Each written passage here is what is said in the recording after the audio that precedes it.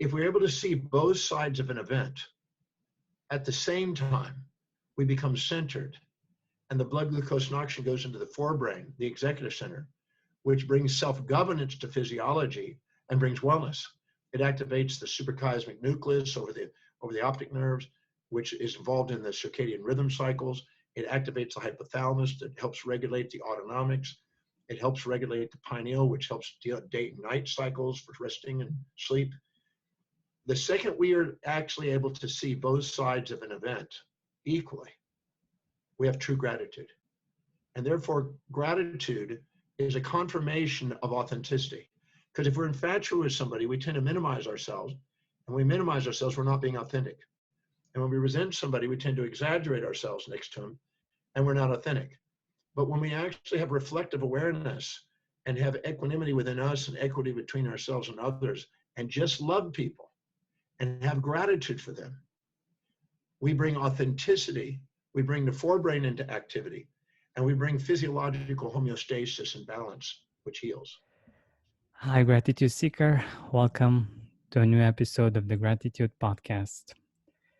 Our guest today has been keeping a gratitude journal every day for 37 years and credits it with helping him to achieve a balanced mind and life.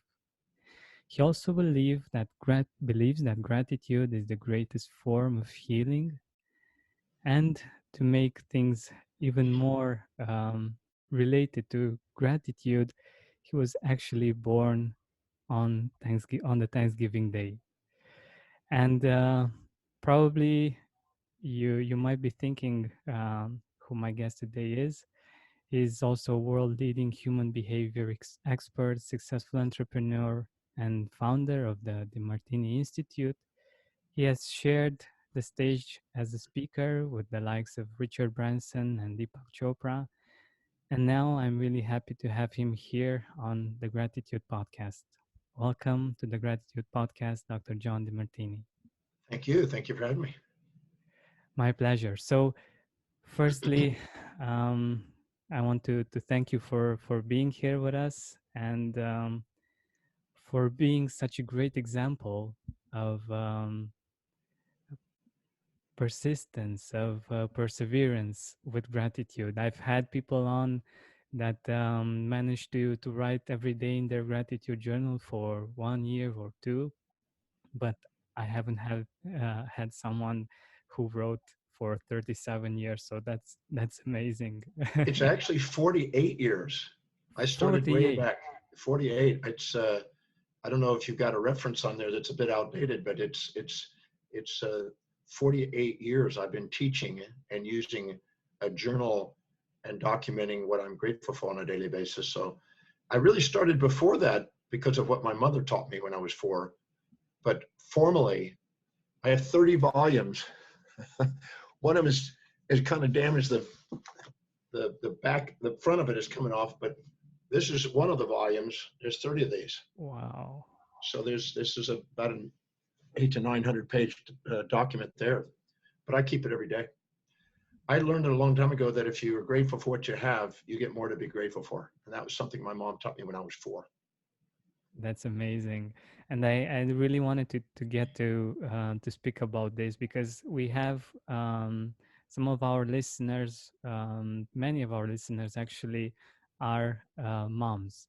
And I think it's such a great lesson, not just to learn for yourself about gratitude and putting it into practice, but actually educating your children about gratitude. So can you tell us a little bit the story, how she taught you to be grateful and to have this positive habit? Well, I was getting ready to go to bed and she was tucking me in and she says, make sure as you drift off into the dream, into the sleep, to think about what you're grateful for the day. Because those that are grateful for what they have and get to do and get to be, those are the ones that end up receiving more things to be grateful for. So I wrote a book called Count Your Blessings, the power of gratitude and love.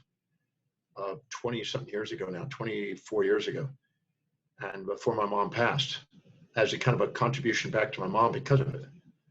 And so I was able to give that to her before she passed. But yeah, gratitude unquestionably affects and assists in every one of the primary areas of life that we want to develop and empower. So yeah, I've been doing that since she taught me that. She said that to me at 4 years old. Wow, that's amazing. And yeah, it talks a lot about the impact that one loving mother can have on the world, actually, right? Like you've impacted the world in a huge way, and it was in part thanks to her, right? To what she did for you, and what she taught you. I think that's amazing. Well, my mom did another thing that was pretty amazing. When I was young, I had a speech impediment. I was born with a speech impediment. I didn't speak. At 1.5 years old, I had to go to a speech pathologist and put strings and buttons in my mouth and do all these exercises to try to get my mouth to properly work. And when I got into first grade, the teacher said, "I'm afraid your son's not going to be able to read or write or communicate effectively, never amount to anything, never go very far in life." I left school when I was a young boy and never finished high school. I took a GED later, which is an equivalent to it, and then went back into school afterwards, later, once I learned how to read at age 18. But I failed my first classes when I tried to go on to school, when I returned to school at 18. And I was really devastated by it because I got an average grade of 27 instead of 72. 72 is passing. You needed an 80 or 90 to go somewhere. And I was getting 27. I couldn't get, it wasn't going to work. And I was really crying on the living room floor one time underneath this Bible stand that she had in the living room. And she said, she saw me crying and she said, "What happened, son? What's wrong?" And I said, "I blew the test again. I guess I don't have what it takes. I guess I'll never be able to read and write and communicate effectively." And she said something to me that was really empowering. She put her hand on my shoulder and she said, "Son, whether you go on to be a teacher and overcome your learning problems and go out and teach around the world like you dream, whether you return to Hawaii," because I lived in Hawaii during my teenage years surfing big waves, "whether you return back to Hawaii and surf giant waves again, or you return to the streets," because I lived on the streets for a while. She said, "No matter what you decide to do, your father and I are going to love you no matter what." And when she said that, I felt really loved and appreciated. I think everybody wants that. And that moment when she said that, I needed to hear that. It's a perfect thing to say at that moment. My hand went into a fist and I looked up and I saw a vision of me standing in front of a group of people speaking, articulating up fluently. And I said this to myself, I said, "I'm going to master this thing called reading and studying and learning. I'm going to master this thing called teaching, healing, and philosophy. And I'm going to do whatever it takes. I'm going to travel whatever distance. I'm going to pay whatever price to give my service of love. I'm not going to let any human being on the face of the earth stop me, not even myself now." And that was maybe not as articulate at that moment, but that's basically what I said. And I got up and hugged my mom. And I went into my room and I started memorizing 30 words a day in a dictionary. And with my mom, she helped me memorize the words, pronounce the words, spell the words, try to get meaning out of the words so I could grow my vocabulary enough to pass school. So my mom's gratitude and love was crucial. Wow, that's such an amazing story, and I can only imagine how it felt for you. And I totally resonate with that, because in my own quest for understanding life and the world, gratitude and love were the things that I found um, in most of the philosophies, in most of um, the the spiritual perspectives, and this is again for me, it's a great reminder that these are extremely important for us as humans. And there is a reason why they are so powerful. Well, And our forebrain, the front part of our brain, is the gratitude center. So our most advanced part of our brain is designed for grace. wow, It's designed to be objective and to be able to mitigate risks and see opportunities and take advantage of opportunities and take action towards an inspiring mission and vision and message into the world. And so I really believe that we're designed for that. And there's a difference between superficial gratitude and deep, meaningful gratitude or grace. When somebody gives us something and does something for us that aligns and supports what our values are, it's easy to say gratitude, thank you. But when things challenge it, we don't always see how it's going to serve us. So real grace occurs when you're able to see that the things that challenge you have a hidden order in them, and you can see beyond your apparent chaos and see that and discover the real meaning behind what is happening. And notice if all of a sudden we're a bit cocky and somebody criticizes us, it's actually helping us become authentic. And so if we can actually stop and not just be grateful for things that make it easy, supportive, but actually take on the challenging, when we can embrace the support and the challenge equally, the praise and reprimand equally, as the Buddha says, without reaction and grace, then we have a deeply meaningful grace that guides our life to authenticity and to contribution. And I think that's what philanthropic component means, to love of human beings, regardless. Like the sun, shines on the saint and the sinner, the supporter, the challenger. If we want to be enlightened in our own life, we need to be able to embrace and have gratitude for both sides and see how we can use it on the way. The quality of our life is based on the quality of the questions asked. If we ask, how is whatever's happening, supportive or challenging, how's it helping us fulfill what we feel is deeply important, meaningful, our value, and what we want to do in this world? And I think that's a true gratitude that occurs regardless of the outer circumstances. And I try to keep records of both of those, the opportunities and the challenges, the pros and the cons, and see both of them with gratitude. That's the real test. That's what lets you sleep at night. Because otherwise, if you're only grateful for one half, when the other half you feel ungrateful and you're polarized, and then you have this kind of split instead of this synthesis. So being grateful for whatever happens, both sides, and discovering by asking questions, intuitive questions, how is this on the way, not in the way? How is it helping me get what I feel my mission is? And that is liberating, and that's what I document daily. wow, that's wonderful. And I was thinking of asking you of one example, but you actually already shared it with us. Basically, the situations that you had when you were a child and how you were able to actually become such an important communicator in the world in spite of those problems. I think that's the best kind of example, isn't it? When I failed that test, and she said that, and I started memorizing the words. 30 words a day grows pretty quickly. At the end of 100 days, times 30, that's 3,000 words. Wow. That's 6,000 words at 200 days. That's 10,000 words at the end of the year. And so 10,000 words you can catch up. And we were like machines, clockwork. She really held me accountable. And she didn't have a high education. She was high school. But what she did was a crossword puzzle. She was a master of crossword puzzles, did crossword puzzles every day. So she loved the idea that I was doing words because it was right in line with her thing. So she was as accountable to doing it because it helped her get what she wanted, new words. And so that was really part of the perfection of it.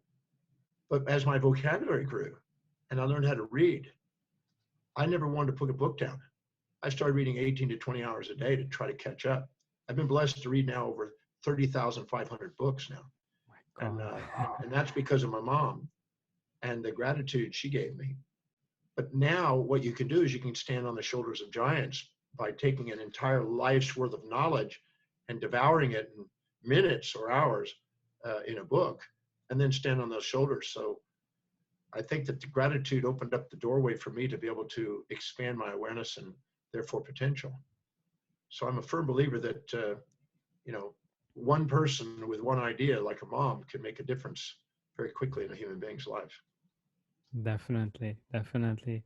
And I think this is another important part of gratitude, the fact that you appreciated the fact that you were able to read, um, and to find out so many things. You appreciated that so much that you, like you said, you devoured a lot of knowledge, and you were able to stand on the shoulders of giants and do some amazing things with that knowledge as well. I think that's such a great example for us, and such a great inspiration. But I also wanted to touch on something else. I know that you believe that gratitude is the greatest form of healing. Can you expand a little bit on this? Yeah. Um, I found out that the true grace occurs when you have a perfectly balanced mind.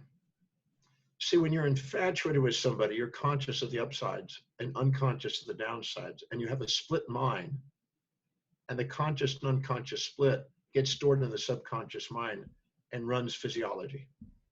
If you're resentful to something and you're conscious of the downside and unconscious of the upside, again, you have a split mind, and that split mind is stored in the subconscious mind, and it runs psychology and philosophy and physiology. So it runs your body because it makes you seek and avoid and makes you function from the amygdala, which is a lower cortical area, subcortical area that is involved in subjective bias and survival. So you go into survival, which is sort of a threatening mechanism, and so it affects the kind of an entropy, a breakdown in the body. But when you see both sides of an event, Wilhelm Wundt, who was a psychologist over 120 years ago, said that there are simultaneous contrast and sequential contrast that we can become aware of. If we're able to see both sides of an event at the same time, we become centered, and the blood glucose and oxygen goes into the forebrain, the executive center, which brings self-governance to physiology and brings wellness. It activates the suprachiasmatic nucleus over the optic nerves, which is involved in the circadian rhythm cycles. It activates the hypothalamus that helps regulate the autonomics.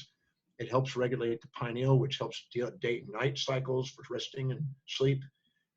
The second we are actually able to see both sides of an event equally, we have true gratitude. And therefore, gratitude is a confirmation of authenticity. Because if we're infatuated with somebody, we tend to minimize ourselves. And when we minimize ourselves, we're not being authentic. And when we resent somebody, we tend to exaggerate ourselves next to them, and we're not authentic.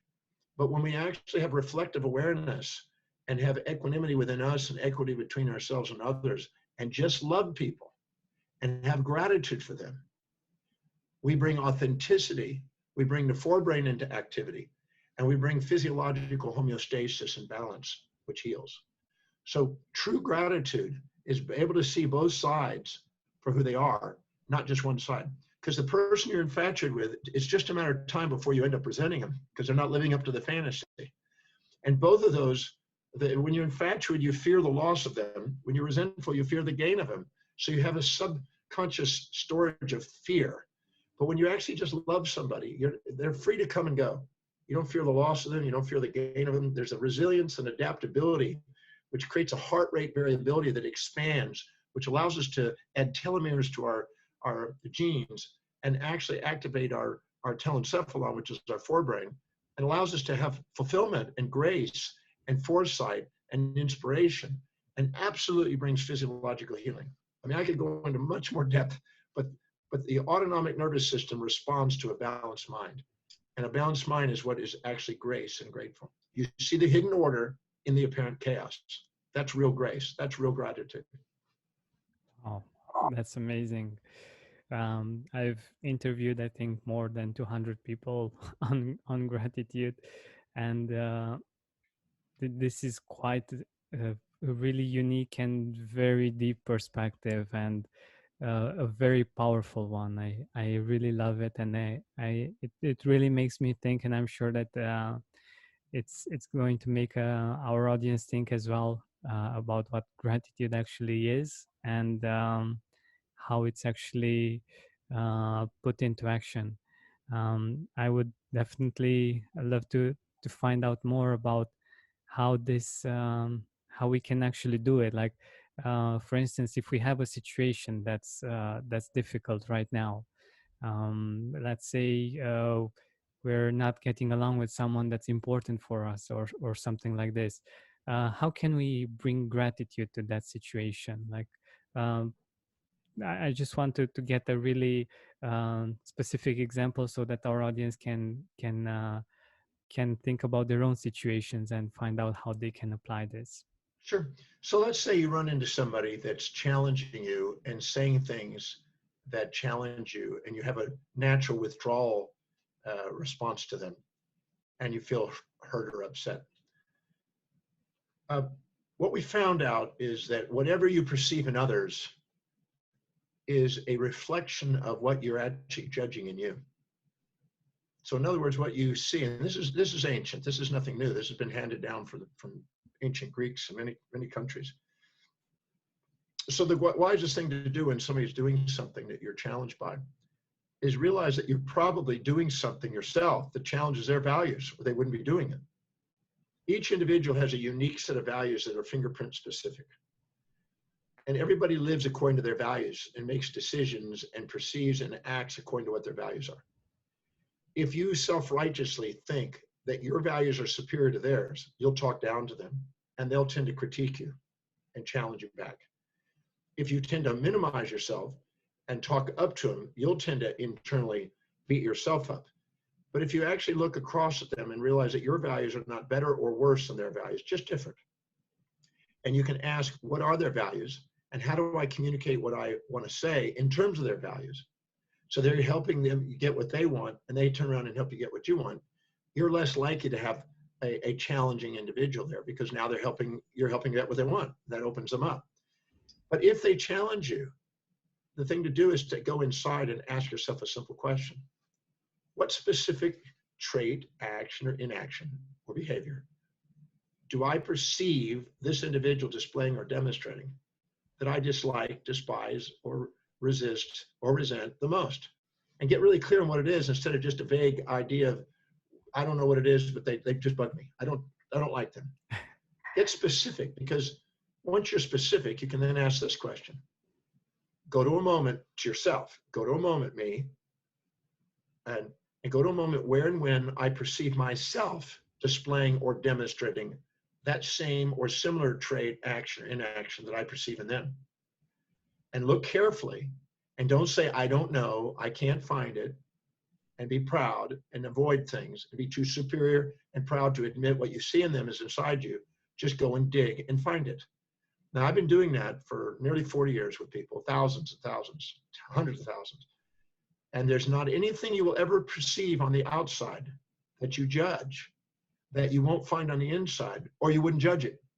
You only judge and critique and ridicule other people for their behavior when it reminds you of something you've done in yourself. And they're come into your life to make you see what you haven't loved in yourself, to help you love it.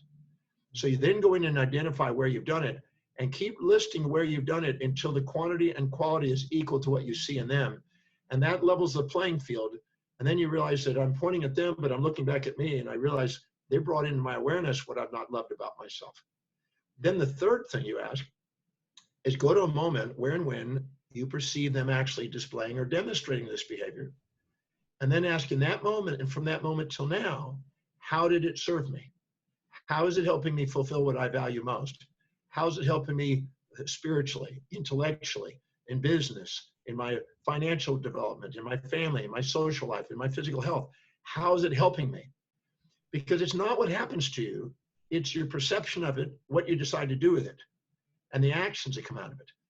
If we blame people on the outside, Epictetus said people, when they first start their journey, they blame others, then they blame themselves, and then they finally transcend with gratitude and realize there's nothing to blame. It's a feedback to try to make us authentic. Everything that's going on is trying to get us back into authenticity and back into our heart so we can be grateful for our life. So this individual that we think is our enemy is actually our gift.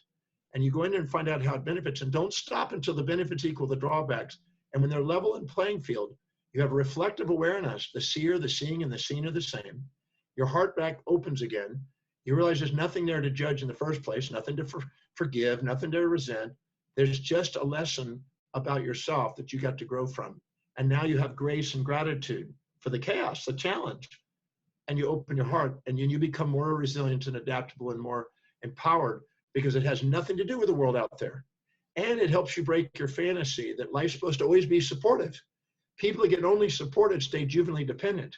People that get challenged become precociously independent. You put the two together and see them simultaneously, as Wundt says, then you end up in grace because you realize that you need both for life. You need both to grow. That's why if you had an overprotective mother, you might have had a more assertive father. Or if you had a mother and father that were overprotective, your brother and sister came and give you a hard time.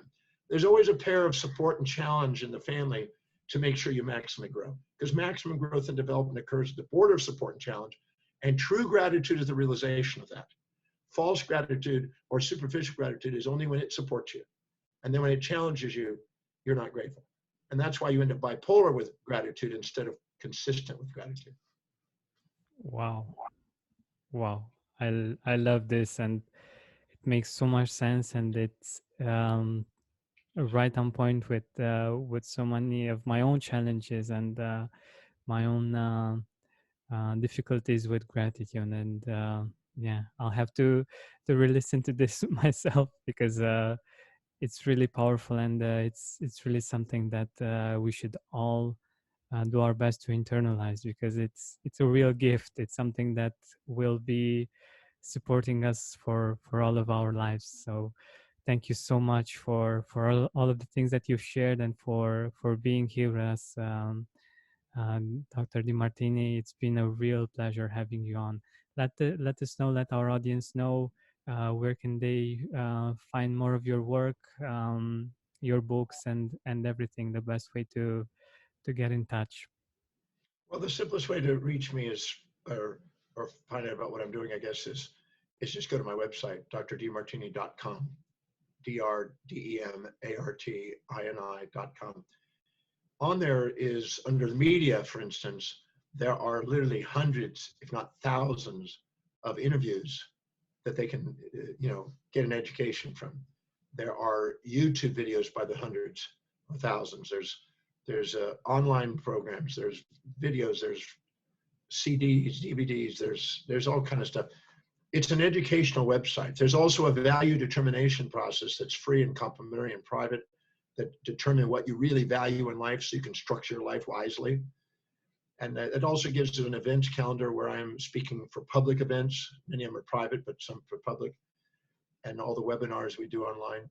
So they can go on there, and that gives you that'll give you a good starting point. And but it's an educational website. You could just spend the rest of your life on there and you probably wouldn't be able to get it all done. There's so much on there of education. That's so generous of you. Thank you once again for being here with us, for sharing your wisdom, and it's been a real honor having you on the Gratitude Podcast. Thank you. No, thank you for having me. My Thank you. pleasure.